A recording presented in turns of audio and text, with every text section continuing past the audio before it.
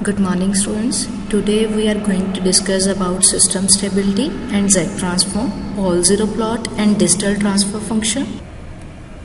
Now before going to system stability, first of all we talk about LTI system. LTI system is already discussed in our previous lectures. LTI stands for linear time invariant system, also called LSI, that is linear time shift invariant system. In this, the input has x of n and output has y of n. The first representation of an LTI system is in terms of its impulse response. H of n is impulse response of the system. Now the impulse response of a system is defined as the response or output of a system when an impulse signal is applied at its input. If x of n is equal to delta of n, then we get y of n is equal to h of n, that is the LTI system. So h of n is the impulse response of the system and it is extremely important in time domain analysis of the system. Now next topic is system stability and Z transform. We know that the condition of causality in terms of h of n. Causal means in which the output depends on the present and past value of the input. So the condition for causality in terms of h of n is impulse response of the system, that is equal to 0 for n less than 0. N less than 0 means the negative values of n. That is your equation number 1. Now here the condition h of n indicates that the value of hn for negative values of n impulse response is 0. That means h of n is a causal sequence. In Z transform we know that we already discussed the properties of ROC. ROC is region of convergence. One property states that if a sequence is causal, then the ROC is exterior part of circle having radius, suppose r. Now the system transfer function is h of z. H of z is equal to z transform of h of n, and h of n is impulse response of the system. So the z transform of h of n is h of z, that is your system transfer function, equation number 2. Therefore, the condition for causality is that the ROC, region of convergence of system transfer function, should be exterior part of circle. Exterior means outside part of circle having radius r, but r should be less than infinity. And we already studied the condition for stability in LTI system, that is summation n tends to minus infinity to infinity h of n less than infinity. That is your equation number 3, and that is also called as stability factor S.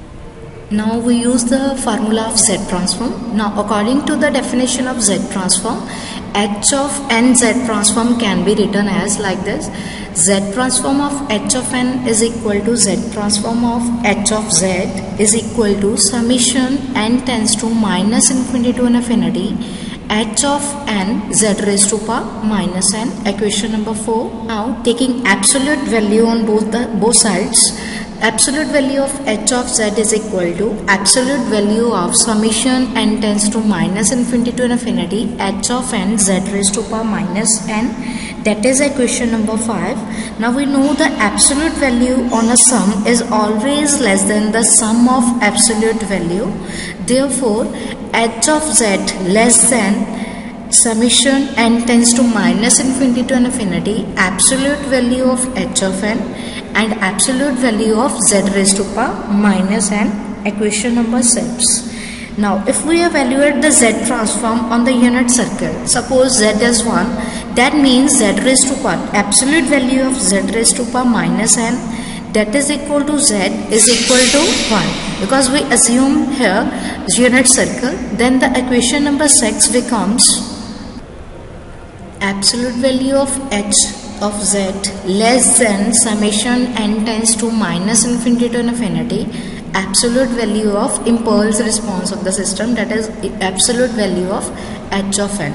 That is equation number 7. Now again go to equation number 3. According to equation number 3, if the system has bounded input, bounded output, that means if the system is stable, then summation n tends to minus infinity to infinity, h of n less than infinity.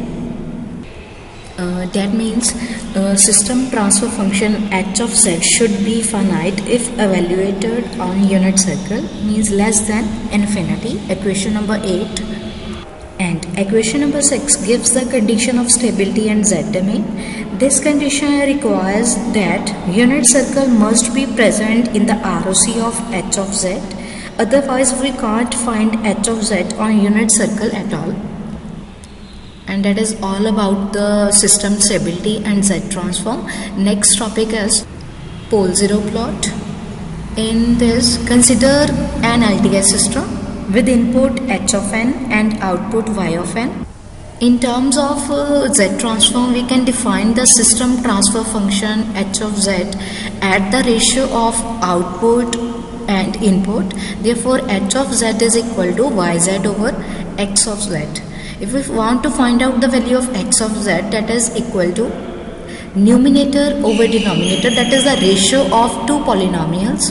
Now numerator is b0 plus v1 z raised to power minus 1 plus v2 z raised to power minus 2 up to so on bm z raised to power minus m divided by a0 plus a1 z raised to power minus 1 plus a2 z raised to power minus 2 up to so on an z raised to power minus n. That is equation number 1. We have discussed the z transform can be expressed as ratio of two polynomials, and it is also called as the rational z transform because it is a ratio of numerator over denominator. Now next, first is, in this, poles are the values of z for which x of z is infinity, and zeros are the values of z for which x of z is 0. But the poles are not present in the ROC of x of z, that is a property of ROC, but the zeros can be obtained in the ROC. So in terms of summation, the equation 1 can be written as x of z is equal to summation k tends to 0 to m bk z raised to power minus k divided by denominator as summation k tends to 0 to n ak z raised to power minus k. That is equation number 2. Again, if we want to rearrange the equation number 1, we get from numerator we take the z raised to power minus m as common, and from denominator z raised to power minus n as common. Then in brackets in numerator we have v0 z raised to power m plus v1 z raised to power m minus 1 plus v2 z raised to power m minus 2 up to so on vn. And in denominator a0 z raised to power n a1 z raised to power n minus 1 plus a2 z raised to power n minus 2 up to so on an. Equation number 3. Now the polynomials are covered into positive powers of z. That is equation number 3 and can be further expressed as x of z is equal to z raised to power minus m b0 z raised to power m plus b1 over v0 z raised to power m minus 1 plus b2 over v0 z raised to power m minus 2 up to so on bm divided by b0. And in denominator it is z raised to power minus n a0 in bracket z raised to power n plus a1 over a0 z raised to power n minus 1 plus a2 over a0 z raised to power n minus 2 up to so on an over a0. Equation number 4.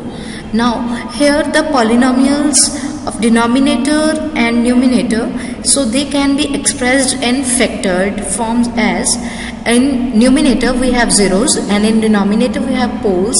So equation number 4 can be written as x of z is equal to b0 over a0 z raised to power n minus m z minus z1 z minus z2 up to so on z minus zm. and denominator z minus p1, z minus p2 up to so on z minus pn, equation number 5. Now here z1, z2 up to so on zm are zeros and p1, p2 up to so on pn are called poles.